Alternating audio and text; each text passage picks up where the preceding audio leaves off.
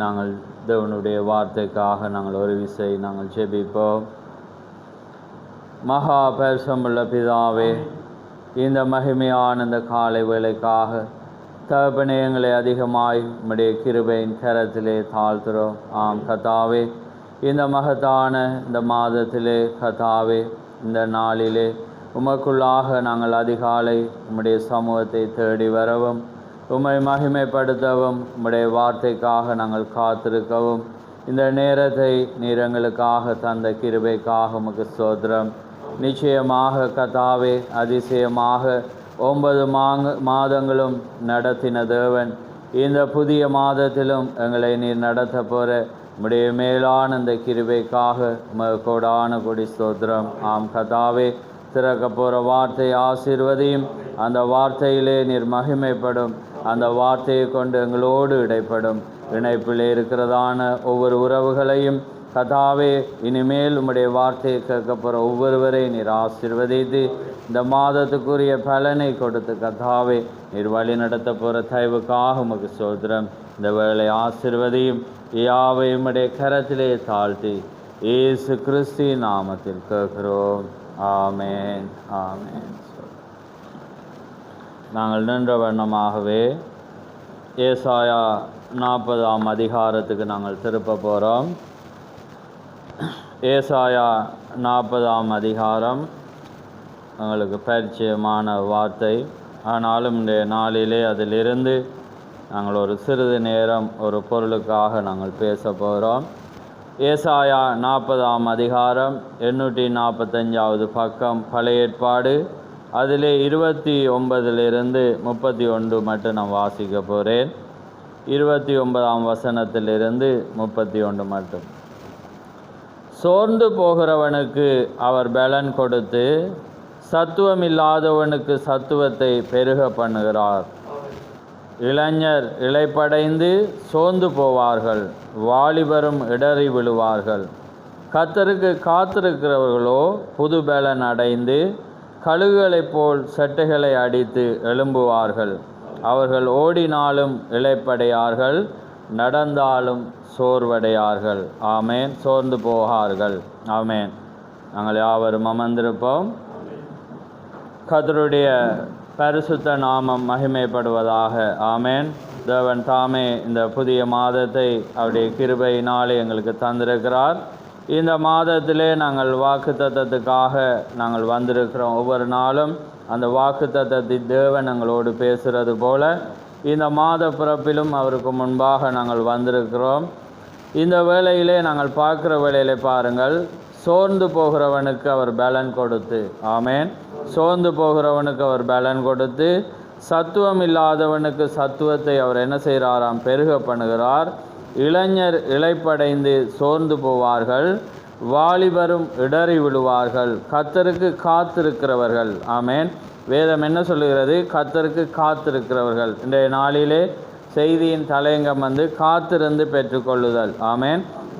பாருங்கள், கர்த்தருக்கு காத்திருக்கிறவர்களோ புது பலன் அடைந்து கழுகுகளைப் போல செட்டைகளை அடித்து எழும்புவார்கள். அவர்கள் ஓடினாலும் இளைப்படையார்கள், நடந்தாலும் சோர்ந்து போகார்கள். ஆமேன். இந்த அருமையான நேரத்திலே நாங்கள் கழுகை குறித்து நாங்கள் அறிந்திருக்கிறோம். அதை பற்றி நான் பேசவில்லை. அது எப்படி?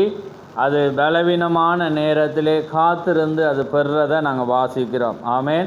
அதை அறிந்திருக்கிறோம். அதே போல் இன்றைய நாளிலே பாருங்கள், வாலிபரும் என்ன செய்வாங்க? சோர்ந்து போவார்கள், இடறி விழுவார்கள். ஆனால் கர்த்தருக்கு காத்திருக்கிறவர்களோ, சத்துவம் இல்லாதவனுக்கு அவர் சத்துவத்தையும் பலன் இல்லாதவனுக்கும் அவர் என்ன செய்கிறாராம்? பலத்தை கொடுக்கிறார். ஆமேன். சோர்ந்து போகிறவனுக்கும் அவர் என்ன செய்கிறாராம்? பலன் கொடுக்கிறார். ஆனால் கர்த்தருக்கு காத்திருக்கிறவர்களுக்கு தான் இது எல்லாமே சம்பவிக்கும். ஆமேன். அதனாலே இந்த அருமையான நாளிலே நாங்கள் தேவனை நம்பி காத்திருக்க நாங்கள் வந்திருக்கிறோம். ஆமேன். அதனால் தான் தீக்கர் சொல்கிறேன், காத்திருந்து தான் நாங்கள் தேவனிடத்திலே பெற்றுக்கொள்ள முடியும். அது ஆதியாமம் தொடங்க வெளிப்படுத்தல் மட்டும் தேவன் மறைத்து வைத்திருக்கிறார். ஆமேன்.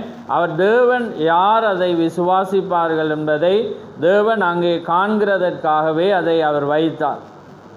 ஏனென்றால் அவரை நம்புகிறவரிடத்தில் தான் நாங்கள் போய் காத்திருப்போம். என அதே போல தான் நாங்கள் தேவனை நாங்கள் நம்புகிறோமா என்றதை அவர் பார்க்குறார். உலகத்தில் நாங்கள் தகப்பனை நம்புவோம், தாயை நம்புவோம் என அப்போ நம்பும்போது நாங்கள் என்ன செய்வோம், அவங்க தருவாங்கன்னு காத்திருப்போம். அதே மாதிரி தான் தீர்க்கதரிசி என்ன சொல்கிறாங்கன்னா, தேவனுடைய ஜனங்களும் தேவன் தம்முடைய பிள்ளைகள் தம்மை நோக்கி காத்திருக்கிறதை அவர் விரும்புகிற தேவன், காத்திருந்தால் தான் அவரும் கொடுக்கிற தேவன். ஆமேன். அதனால தான் வேதாமம் ஆதியாமம் தொடக்கம் அந்த வண்ணமாக இருக்கிறது. அதே போல தான் தேவன் அந்த கழுகுக்கு ஒரு மனிதனையும் தீர்க்கதரிசியும் ஒப்பிடப்படும் போது, கழுகானதும் பாருங்கள், நான் மரிக்க போகிறேன்னு சோர்ந்து போயில்லை. இப்போ நாங்கள் பார்க்குறோம், சோர்ந்து போகிறவனுக்கு அவர் பலன் கொடுக்குறோம். அப்போ அந்த கழுகுக்கு தெரியும், நான் அதில் என்னுடைய சிறகுகள், என்னுடைய அழகுகள் என அது உட்கொள்கிற எல்லாமே இருந்தாலும் அது காத்திருக்குது என்னென்னா நான் புது பலன் அடைவேன்.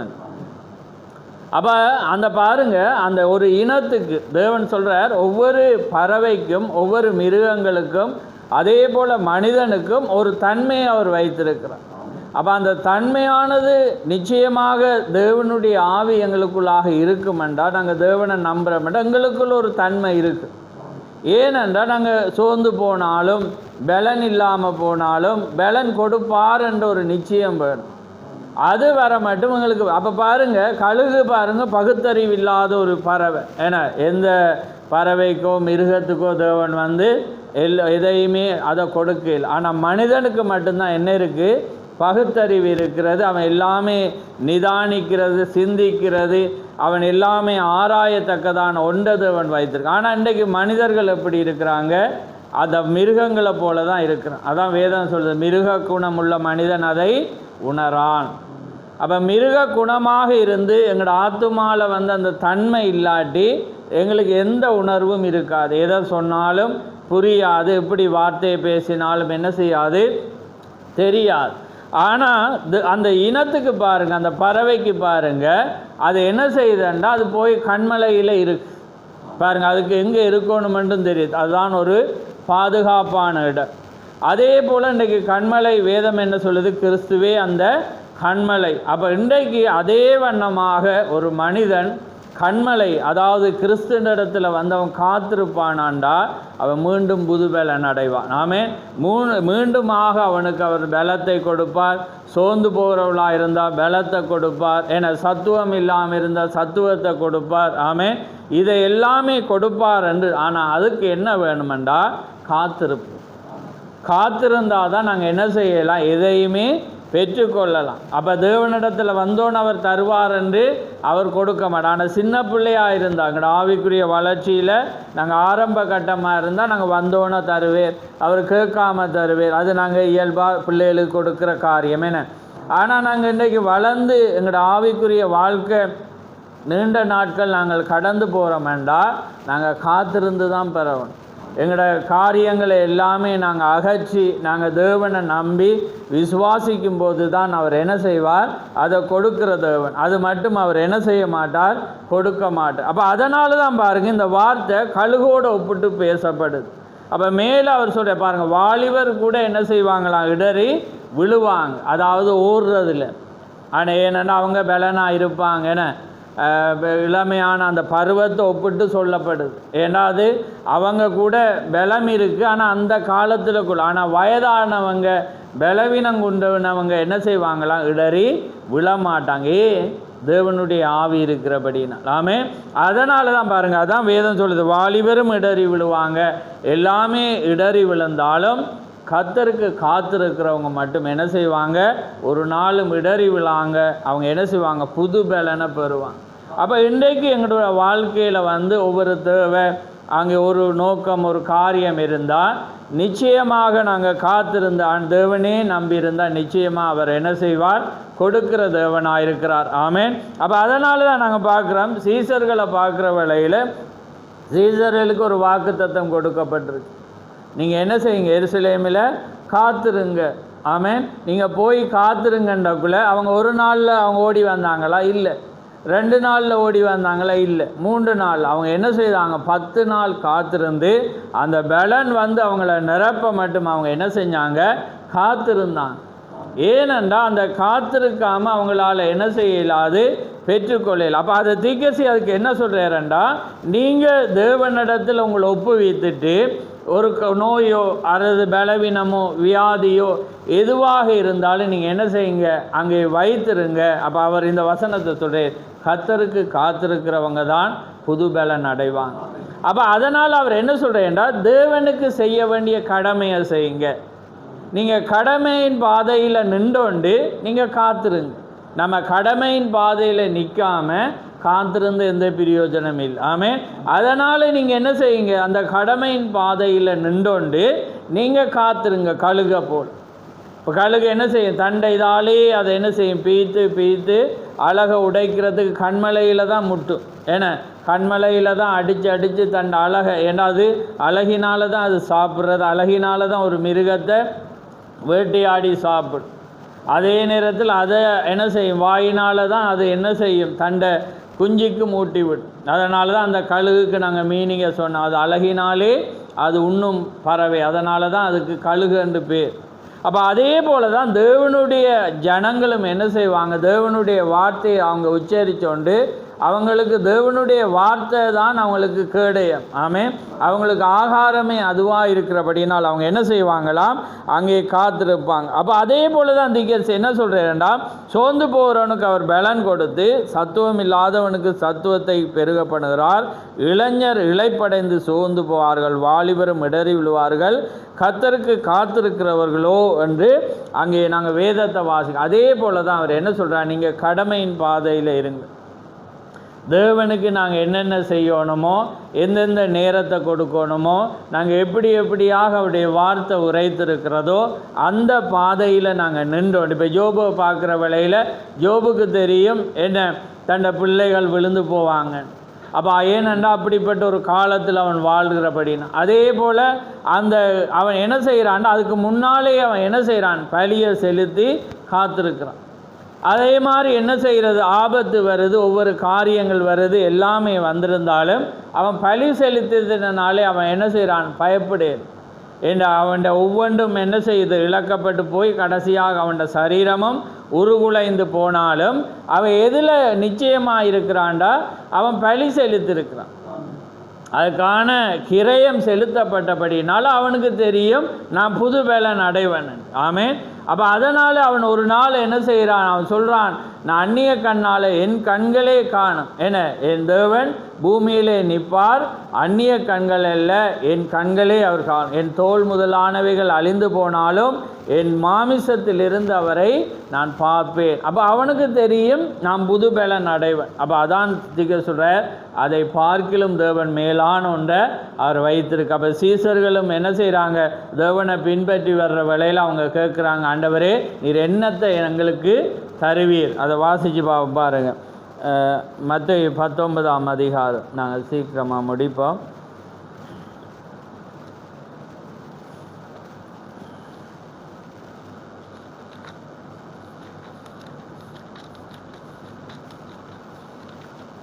பாருங்கள் 19:27 அவங்க தேவன் இந்த காரியங்கள் எல்லாமே சொல்லி வர்ற வழியில், அப்பொழுது பேதுரு அவரை நோக்கி, பாருங்கள், இதோ நாங்கள் எல்லாவற்றையும் விட்டு உம்மை பின்பற்றினோமே எங்களுக்கு என்ன கிடைக்கும் என்றார். அப்போ பாருங்கள், சீசர்களே என்ன செய்கிறாங்க, அவர்கிட்ட கேட்குறாங்க, ஆண்டவரே நாங்கள் எல்லாவற்றையும், என்று அவர் அழைக்கும் போது அவங்க என்ன செஞ்சாங்க, எல்லாம் எந்தெந்த வேலையில் இருந்தாங்களோ, எந்தெந்த ஸ்தானத்தில் இருந்தாங்களோ எல்லாமே அவர் அழைக்கும் போது என்ன செஞ்சாங்க, விட்டுட்டு அவரை பின்பற்றி. அப்போ அவங்க கேட்குறாங்க, ஆண்டவரே நம்ம எல்லாவற்றையும் நாங்கள் விட்டு பின்பற்றினோமே என்ன எங்களுக்கு கிடைக்கும். அப்போ அவர் என்ன சொல்கிறாருண்டா பாருங்கள், அதற்கு இயேசு, மறுஜென்ம காலத்திலே மனுஷகுமாரன் தம்முடைய மகிமையுள்ள சிங்காசனத்தின் மேல் வீற்றிருக்கும் போது என்னை பின்பற்றின நீங்களும் இஸ்ரவேலின் 12 கோத்திரங்களை நியாயம் தீர்க்கிறவர்களாக 12 சிங்காசனத்தின் மேல் வீற்றிருப்பீர்கள் என்று மெய்யாகவே உங்களுக்கு நான் சொல்லுகிறேன். அப்போ பாருங்கள், அவங்க 12 அந்த கோத்திரங்கள் அவங்க என்ன செய்வாங்களாம், சிங்காசனத்தில் உட்கார்கிறது மாத்திரமல்ல, அவங்க என்ன செய்வாங்களாம், அந்த மூப்பர்களை எல்லாரையும் அவங்க நியாயம் விசாரிப்பாங்க. ஏனென்றா அது மறுஜென்மத்துக்குரிய அந்த பலன். இந்த பூமியில் மாத்திரமல்ல, அவர் என்ன செய்கிறார், மறுஜென்மத்திலையும் அவங்களுக்கு ஒரு ஆசீர்வாதத்தை தர்றார். அப்போ தீக்கே சொல்கிறார், அதை விட அவர் மணவாட்டிக்கு என்ன செய்தாராம், அதை விட அவர் கொடுத்தார். ஆமேன். அவரோடு கூட சிங்காசனத்தில் நான் உட்காரும்படி அருளி செய்வேன், பரதேசியில் இருக்கிற அந்த ஜீவ விருட்சத்தின் கனியை புசிக்க கொடுப்பேன். இப்படியாக 7 சபை காலத்தில் பார்த்தீங்கன்னா ஒவ்வொன்று ஆசீர்வாதங்களை கொடுத்து அதை விட மேலான ஒன்று நித்திய ஜீவன் அவர் தந்தார். ஆமேன். ஒரு காலம் மரிக்காத ஒன்று அவர் என்ன செய்கிறார் என்றால் தருகிறேன். என்னத்துக்கண்டா நீங்கள் காத்திருக்கிறபடினால். ஆமேன். எங்களுக்கு எப்பொழுது என்ன எது சம்பவிக்கும் என்று தெரியாது. ஆனால் நாங்கள் கர்த்தரை தேடும்போது எல்லாவற்றையும் நாங்கள் உலகத்தின் காரியங்கள், தேவனுக்கு பிரியமில்லாத காரியங்களை நாங்கள் விட்டு வரும்போது தேவன் என்ன செய்கிறாருன்னா மறுஜென்மத்தில் இந்த காரியம். அப்போ சீசர்கள் அந்த காலத்திலே அவர்கிட்ட கேட்குறாங்க, என்னத்தை ஆண்டவரே நீ தருவி. அப்போ அதே போல் நாங்கள் தேவன் பாருங்கள் எங்களை அவரை என்ன செய்தார், அழைத்து அவர் என்ன செய்கிறார், அழிவில்லாத அவர் சிங்காசனத்தை மாத்திரமல்ல, அவரோடு உட்கார்றது மாத்திரமல்ல, நான் நித்தியம் வேண்டாம் முடிவே இல்லாத ஒன்று அவர் எங்களுக்கு தருகிற தேவனாக இருக்கிறோம். அப்போ அதனால் நாங்கள் இந்த பூமியில் வர்ற பாடுகள், சோர்வுகள், அவர் சொல்கிறார் சோர்ந்து போகிறவனுக்கும் அவர் என்ன செய்கிறாராம், வேலை. நாங்கள் சோர்வாக இருக்கிறோமென்று நாங்கள் சோர்வண்டக்குள்ளே சரீர சோர்வு அவர் சொல்லல, அதை தாண்டி எங்கள்ட ஒவ்வொரு கவலையினால், ஒவ்வொரு காரியத்தினால், தேவைகளினால் அல்லது ஏதாவது ஒரு பிரச்சனையினால் நாங்கள் என்ன செய்வோம், நாங்கள் சோர்ந்து போயிடுவோம். தேவன் இருக்கிறாரா என்ற ஒரு நிச்சயம் அநேருக்கு வரும். என அது ஏன் மற்றவங்களுக்கு செய்கிறார் எங்களுக்கு செய்யலைன்னு வரும். அப்படி நாங்கள் பலவிதமாக ஜனங்கள் அங்கே நினைக்கிற கிறிஸ்தவங்க என்ன செய்வாங்க, இந்த நாட்களில் இருக்கிறாங்க. ஆனால் மணவாட்டி மட்டும் அதை சிந்திக்க மாட்டாள். அவள் சரியாக பலி செலுத்திருக்கிறாளா, சரியாக தேவனுடைய அன்றைக்கு பலி இருந்துச்சு, இன்றைக்கு எங்களுக்கு பலி இல்லை. ஏன்னா அப்போ அதனால் இன்றைக்கு அவர் ஜீவ பலியாக அவர் பலியிடப்பட்டபடினால இன்றைக்கு நாங்கள் என்ன செய்யணும்னா அவரோட கடமையின் பாதையில் இருக்கும். நாங்கள் தேவனுக்காக அந்த கடமையின் பாதையில் நாங்கள் எப்போ ஆராதிக்கணுமோ, எப்போ சபை கூடுதலோ அல்லது சபையினுடைய என்ன தேவையோ அல்லது சபைக்காக நாங்கள் செய்ய வேண்டியதோ அல்லது தேவன் என்னென்ன காரியத்தை செய்தாரோ அதெல்லாம் நாங்கள் செய்தோண்டு அதே நேரம் நாங்கள் தேவனுக்காக கொடுக்குற அந்த நேரத்தை கொடுத்து நம்ம காத்திருக்கிற வேளையில் தேவன் சடுதியாக அவர் என்ன செய்வார், தருகிற தேவனாக இருக்கிறார். அப்போ பாருங்கள், அதுதான் அவங்க என்ன செய்தாங்க. அதே போல் தான் தீக்க சொல்லி நாங்கள் இன்னொரு சின்ன பகுதியை பார்த்து நம்ம முடிக்க போகிறோம். இது வாக்குத்தத்தம். எபிரேயர் எடுங்க, எபிரேயர் 11ஆம் அதிகாரம், அதில் அந்த காத்திருந்த என்ற ஒரு காரியம் வருது பாருங்கள். நான் வாசிக்கிறேன் பாருங்கள், 8:11 பாருங்கள். விசுவாசத்தினாலே ஆபிரகாம் தான் சுதந்திரிக்க போகிற இடத்திற்கு போகும்படி அழைக்கப்பட்ட போது கீழ்ப்படிந்து பாருங்கள், தான் போகும் இடம் இன்னதென்று அறியாமல் என்ன செய்தானாம், புறப்பட்டு போனான். அவனுக்கு எங்கே போகிறோமென்றே தெரியாது, ஏன்னா எந்த இடமென்று கூட தெரியாது. வேதம் வடிவா சொல்லுது, அவன் போகும் இடம் இன்னதென்று அறியாமல் புறப்பட்டு போனான். விசுவாசத்தினாலே வாக்குத்தத்தப்பட்ட தேசத்திலே பரதேசியைப் போல சஞ்சரித்து அந்த வாக்குத்தத்திற்கு உடன் சுதந்திராய ஈசாக்கோடும் யாக்கோபோடும் கூடாரங்களிலே குடியிருந்தான். பாருங்க, ஏனெனில் தேவன் தாமே கட்டி உண்டாக்கின அஸ்திபாரங்களுள்ள நகரத்துக்கு அவன் காத்திருந்தான். அப்போ பாருங்க, அவன் என்ன செய்தான், காத்திருக்கிறான். ஏனெனில் தேவன் தாமே கட்டி உண்டாக்கின அஸ்திபாரங்கள் உள்ள நகரத்துக்காக அவன் என்ன செய்தானா, காத்திருந்தான். பாருங்க, அவனுக்கு தெரியுமா அங்கே போகிறோம்ண்டு வழியை அவர் சொன்னாரா, போகிற இதால் போன்னு சொன்னேன். எத்தனையோ பாடு, எத்தனையோ கூடார வாசியாக இருந்தான். என தேவன் என்னென்னத்தை சொன்னாரோ அது எல்லாமே செய்தான். அவன் எதையுமே அவன் நினைக்கலன்னு அவர் தருவேறக்குள்ள அவன் காத்திருந்தான். 25 வருஷம் செஞ்சிச்சு. அப்போ 25 வருஷம் அவன் என்ன செஞ்சான், பிரயாணப்பட்டு அவன் என்ன செஞ்சான், கடந்து அவன் ஒரு கூடாரவாசியாக இருந்தான் என்று வேதம் சொல்லுறது. என்னண்டா அது அர்த்தம், பெர்மனண்ட் இல்லை. அதாவது இப்போ நாங்கள் என்ன செய்யணும், வீடை பெர்மனண்ட், இப்போ நாளைக்கு குடி பெயர்ந்து போங்கண்டா நாங்கள் எங்களோட வீடை பிடுங்கலுமா, எங்களோட அகற்றையிலுமா, இல்லை. அப்போ கூடாரம் என்ற டென்ட், ஏன்னா ஆங்கிலத்தில் டென்ட் இருக்கு. அப்போ அதை என்ன செய்யலாம், கலட்டி இன்னொரு இடத்துல என்ன செய்யலாம், அடிக்கலாம். அப்போ புரியுது அவங்களுக்கு. அப்போ அதனாலே அவன் என்ன செய்தான்டா, தேவன் இன்றைக்கு சொல்லுவான் இந்த இடத்துல நில்லுன்றோன்னா அவன் நின்றுவான். நின்று அதில் என்ன செய்வான், வாழுவான். திரும்ப இதிலிருந்து நீ போகணுன்னு அந்த டென்ட்டை கலட்டி என்ன செய்வான்டா இன்னொரு இடத்துல அடிப்பான். வீடண்டா செய்யலுமா இல்லை. அப்போ அதனால தான் பாருங்கள், அவன் என்ன செய்தான், பூமி அவனுக்கு பாத்திரமாக இருக்கையில் அவன் அறிஞ்சிருக்கிறான், இது என்னுடைய பூமி அல்ல, இது நிலையில்லாது. அதான் வேதம் சொல்லுகிறது, இது நிலை இல்லைன்னு. நாங்கள் வரப்போகிறத நாடி நாங்கள் தேடுகிறோம். ஏண்டா இந்த பூமி, நாங்கள் பூமியில் அந்நியரும் பரதேசியுமாக இருக்கிறோம், இந்த பூமி எங்களுக்கு சொந்தமல்லன்னு வேதம் சொல்லு. அதனால் நாங்கள் என்ன செய்யலாது, அக்கா வீடு கட்டக்கூடாண்டதில்ல, நாங்கள் அதில் எங்களோட இருதயத்தை வைக்கக்கூடாது. ஆமேன். இதுதான் இருக்குது. நாங்கள் காலங்காலமாக பரம்பரையாக அப்படி இருப்போம். காலத்தை தந்து பரம்பரையாக இருக்கிறது வேறு. அதான் வேதம் சொல்லு, தங்களோட நிலங்களுக்கு தங்களோட பேரை வைப்பாங்க. சில பேர் என்ன செய்வாங்க, அந்த நிலத்துக்காக இது எங்களோட உரிமை அப்படி இருப்பாங்க. ஆனால் அப்போ பழைய ஏற்பாடில் இஸ்ரவேல் தங்களோட தேசத்துக்காக இருந்தாங்க, அவங்களோட உரிமை வேறு, அவங்க மாமிசத்துக்கு உட்பட்டவர்கள். ஏன்னா இன்றைக்கி நாங்கள் ஆவிக்குரிய உட்பட்டவர்கள். ஏன்னா எங்களோட காலம் முடிய போகுது. அவங்க 6000 வருஷமாக இருப்பாங்க. பிரஜாதிய தேவன் சந்தித்து 2000 ஆண்டு. ஏன்னா அப்போ மனிதனுக்கு ஆயுள், அப்போ பூமியில் அவங்களுக்கு பார்த்திங்கன்னா 900 ஆண்டுகள் அவங்க வாழ்ந்துருக்கிறாங்க. எங்களுக்கு பாருங்கள் 70 100 இல்லைன்னு. அப்போ 900 வச்சு அவங்க வாழ்கிறாங்க. அப்போ அப்படி இருந்துச்சு. அதுக்கு பிற்பாடு தேவன் ஏஜை குறைச்சி அதுக்கு பிற்பாடு என்ன செய்கிறது, அங்கே இப்போ 70க்கு வந்துட்டு. அப்போ அதனால் தேவன் தீர்க்கதரிசி என்ன சொல்கிறாருண்டா, நீங்கள் காத்துருங்க. அப்போ அவன் என்ன செய்கிறான், போகிற இடம் தெரியாது, என்ன காரியம் என்று தெரியாது. அவன் என்ன செஞ்சானா, காத்திருந்தான். தேவன் கட்டி. அதே போல் தேவன் என்ன செஞ்சார், இஸ்ரவேலை கானானை கொடுக்கும்போது அவங்க எதிரிகளிடமிருந்து கட்டாத வீடுகளையும் என்ன நாட்டாத திராட்சை தோட்டங்களையும் அவர் என்ன செஞ்சார், கொடுத்தார். அது ஒரு மாமிசத்துக்கு ஒரு அடையாளம்.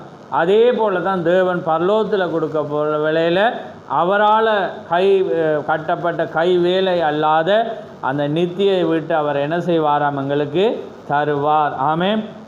ஏன்னா எங்களுக்கு தெரியும், வேதம் பரலோகத்தின் மாதிரி தான் பூமியில் கட்டப்படுகிற. அப்போ இங்கே என்ன நடக்கிறதோ அதை என்ன செய்ய போகுது, அங்கே அந்த ஒரு நடைமுறையில் அது. ஆனால் அது ஒரு ஆவிக்குரிய காரியத்துக்கு என்ன செய்யும், ஒப்பனையாக அது இருக்கும். அது ஒரு அழகுள்ளதாக இருக்கும். அதை நாங்கள் விவரிக்க முடியாத ஒன்றாக இருக்கும். எல்லாமே அவன் ஆசாரிப்பு கூடாரம் மேலே பார்த்த மாதிரி தான் என்ன செஞ்சான், பூமியில் கட்டினான். அப்போ அதால் வேதம் என்ன செய்கிறது, அந்த காரியத்தை எங்களுக்கு போதிக்கிறத நாங்கள் பார்க்குறோம். டைம் போயிட்டு அதனால் நாங்கள் செய்திக்கு நான் மீண்டும் வரப்போகிறோம் பாருங்கள். அப்போ தலையங்கம் என்ன, அவர் என்ன சொல்கிறார், நீங்கள் கழுகுகளை போல் நீங்கள் செட்டைகளை அடைத்து சோர்ந்து போகிறவனுக்கு அவர் பலன் கொடுக்கிறார். ஆமாம். நாங்கள் சொல்ல இயலாது, நாங்கள் சோர்வாக இருக்கிறோம், ஏன்னா இருக்கமென்று சொல்லல. அவர் சோர்ந்து போகிறவனுக்கு தான் அவர் என்ன செய்கிறாராம், பலன் கொடுக்கிறார். ஆமேன். அப்போ அதுக்கு பவுல் என்ன சொல்கிறான், கொரிந்தியரில் அவன் சொல்லக்குள்ள என்ன நல்ல ஒரு வாசனம். அப்போ அவன் என்ன சொல்கிறான், நல்ல ஒரு வசனம் வருதில்லை. ஏன்னா அந்த வியாதியாக இருக்கிற பலவீனமாக இருக்கிற வேளையில் அவர் என்ன செய்கிறாராம், பலத்தை கொடுக்குறார் என்ற ஒரு அருமையான வசனத்தை அங்கே பவுல் சொல்கிறான் பாருங்கள். இருதயத்தில் இருக்கிறது வருதில்லை. ரைட். அப்போ அதே போல் பாருங்கள், சத்துவம் இல்லாதவனுக்கு அவர் என்ன செய்கிறாராம், சத்துவத்தை பெருக பண்ணி இளைஞர் இளைப்படைந்து சோர்ந்து போவார்கள். பாருங்கள், வாலிபரும் இடறி விழுவாங்க. ஆனால் கர்த்தருக்கு காத்திருங்க என்ன செய்வாங்களா, புது பலன் அடைவாங்க. அப்போ அதே போல் இந்த நாட்களில் இந்த மாதத்தில் நாங்கள் என்ன செய்யணும், சோர்ந்து போகக்கூடாது. ஏன்னா இது இப்படி இருக்கிறது அப்படி இருக்குன்னு சொல்லாமல் நம்ம என்ன செய்யணும், கர்த்தருக்கு நம்ம காத்திருக்கணும். அப்போ நாங்கள் என்ன செய்வோம், செட்டைகளை அடித்து எழும்புவார்கள், அவர்கள் ஓடினாலும் இளைப்படையார்கள், நடந்தாலும் சோர்ந்து போவார்கள். அப்போ இந்த பூமியில் நாங்கள் நடக்கும்போதும் ஓடும்போதும் எங்களோட ஆவிக்குரிய வாழ்க்கையில் நாங்கள் எது செய்கிற வேளையில் நாங்கள் சோர்ந்து போகாத வண்ணம் இளைப்பாடையாத வண்ணம் தேவன் செய்வார் என்று தேவனுடைய வார்த்தை சொல்கிறார். அப்போ அதனால் இந்த புதிய மாதத்தில் நாங்கள் கர்த்தருக்கு ஒப்பு கொடுப்போம். எதுவும் எப்படி மாறும், எந்த காட்சியும் மாறு. பாருங்கள், யோபுடைய வாழ்க்கையில் காட்சி மாறின, ஆபிரகாமுடைய வாழ்க்கையில் காட்சி மாறினது, எபிரேய பிள்ளையுடைய வாழ்க்கையில் காட்சி மாறின. ஆனால் அவங்க எல்லாரும் என்ன செஞ்சாங்க, காத்திருந்தாங்க. ஆமென். தேவனுக்கான ஏதாவது தேவண்ட கடமையில் நாங்கள் தவறு விட்டோமா? யோபுவை அங்கே அவருடைய நண்பர்கள் சொல்கிற வேளையில் அவன் ஆராய்ஞ்சு பார்க்குறான். அப்போ அவன் பார்க்குறான், நான் சரியாக பழி செலுத்தினேன், எல்லாமே செஞ்சபடினால் அவன் என்ன செய்யலை, நான் புது பலன் அடைவேன் என்ற ஒரு நிச்சயத்தோடு அவன் என்ன செய்தான், காத்திருந்தான். அப்போ அதே போல் இன்றைக்கு எங்களோட வசனம் என்ன கர்த்தருக்கு காத்திருக்கிறவர்கள். ஆமென். அப்போ நாங்கள் என்ன செய்யணும்? அதான் ஆரம்பத்தில் சொன்னது போல் தீர்க்கதரிசி என்ன சொல்கிறாருண்டா, தேவண்ட ஜனங்கள் அவரை நம்புவாங்க. எப்படி ஒரு பெற்றோர் உலகத்தில் இருக்க பிள்ளை தண்ட தகப்பன தாயை நம்புவது போல தேவனால் ஆவியில் பிறந்த பிள்ளைகளும் தேவனை நம்புவாங்க. உலகத்தையோ மனிதனையோ நம்பாமல் அவங்க என்ன செய்வாங்க? நம்பி காத்திருப்பாங்க. அதுக்காக தான் தேவன் அந்த காலத்தை மறைத்தார். எப்பொழுது என்றது எங்களுக்கு தெரியாது. ஆனால் அவர் எங்களோட விசுவாசம் உறுதியாக இருந்து நாங்கள் அதை பற்றி சிந்திக்காமல் தருவார் என்ற ஒரு நிச்சயத்தோடு, ஆபிரகாம் எப்படி இல்லாததை இருக்கிறது போல விசுவாசித்தது போல தேவன் எனக்கு தருவார் என்று தந்தா அந்த கற்பனையில் நான் எப்படி ஓடுவேன் என்று நாங்கள் சிந்திக்கும் போது எங்களோட விண்ணப்பமாக இருக்கலாம், நோயாக இருக்கலாம், பலவீனமாக இருக்க எதுவாக இருந்தாலும் அப்படி வச்சு நாங்கள் சிந்திக்கும் போது நிச்சயமாக தேவன் தருவார். அதனால் கர்த்தர் தாமே உங்களை ஆசீர்வதிப்பாராக. நாங்கள் ஒரு நிமிடம் கண்களை மூடி நாங்கள் ஜெபிப்போம். நன்றி ஆண்டவரே, நன்றி கர்த்தாவே, உமக்கு ஸ்தோத்திரம் ஸ்தோத்திரம் ஆண்டவரே. மகா பரிசுத்தமுள்ள பிதாவே, இந்த மகிமையான இந்த நேரத்துக்காக உமக்கு ஸ்தோத்திரம். இந்த மகிமையான இந்த காலை பொழுதிலே கர்த்தாவே உமக்குள்ளாக மீண்டும் ஆண்டவரே உம்முடைய வார்த்தையை நாங்கள் தியானிக்கும்படியாக இந்த புதிய மாதத்திலே நீர் எங்களுக்கு கொடுத்த ஸ்லாக்கியத்துக்காக உமக்கு ஸ்தோத்திரம். வந்த ஒவ்வொரு பிள்ளைகளே நீர் ஆசீர்வதியும், வராத ஒவ்வொருவரோடு உம்முடைய இரக்கம் கூட இருக்கட்டும். இணைப்பில் இருந்த ஒவ்வொரு பிள்ளைகளையும் இனிமேல் இந்த வாக்குத்தத்தத்தின் ஆசீர்வாதத்தை கேட்குற ஒவ்வொரு பிள்ளைகளே நீர் ஆசீர்வதித்து கர்த்தாவே நிச்சயமாக இந்த வார்த்தைகள் ஒவ்வொரு ஆவிக்குரிய பிள்ளைகளையும் ஊக்குவிக்கிற வார்த்தையாக இருக்கிறது என்று நாங்கள் அறிந்திருக்கிறோம். ஏனென்றால் இந்த பூமியிலே நாங்கள் ஓடும் போதும் நடக்கும் போதும் வாழும் போதும் பல சோர்வுகள், களைப்புகள், ஆண்டவரே எல்லா இடறிவுகள், எல்லா காரியங்களும் வரும். ஆனாலும் உம்முடைய வார்த்தை ஒன்று எங்களை மீண்டும் எழுப்புகிறதா இருக்கிறது. உம்முடைய வார்த்தை ஒன்று எங்களை நிச்சயத்தோடு வைக்கிறதாக இருக்கிறபடினால் ஆண்டவரே நிச்சயமாக சோர்ந்து போகிறவனுக்கு நீர் பலத்தை கொடுக்கிற தேவன். அதே போல் சோர்ந்திருப்பார்கள் ஆனால் உம்முடைய வார்த்தையானது அவளுக்கு பலத்தை கொடுத்து கர்த்தாவே ஒருவேளை சத்துவம் இல்லாமல் இருந்தால் உம்முடைய வார்த்தை அவளுக்கு சத்துவத்தை கொடுத்து கர்த்தாவே ஆண்டவரே அவர்கள் எழும்பி கழுகை போல காத்திருந்து ஒரு புது பலன் அடைய இந்த மாதத்திலே நீர் கொடுக்க போகிற அந்த கிருபைக்காக உமக்கு ஸ்தோத்திரம். ஒவ்வொரு பிள்ளைகளையும் ஆசீர்வதியும், யாவையும் உடைய கரத்திலே தாழ்த்துறோம். இந்த மாதத்தை விசேஷமாய் உடைய கரத்திலே தாழ்த்துறோம். உடைய கிருபையினாலே ஒவ்வொருவரோடும் நீர் கூடேறும். யாவையும் உடைய கரத்திலே தாழ்த்தி இயேசு கிறிஸ்துவின் நாமத்தில் கேட்கிறோம். ஆமேன் ஆமேன். என் ஆத்துமாவே கர்த்தரை சோத்ரி, என் முழு உள்ளமே அவருடைய பரிசுநாமத்தை சோத்ரி. என் ஆத்துமாவே கர்த்தரை சோத்ரி, அவர் செய்த சகல உபகாரங்களையும் மறவாதே. ஆமேன் ஆமேன். Praise the Lord.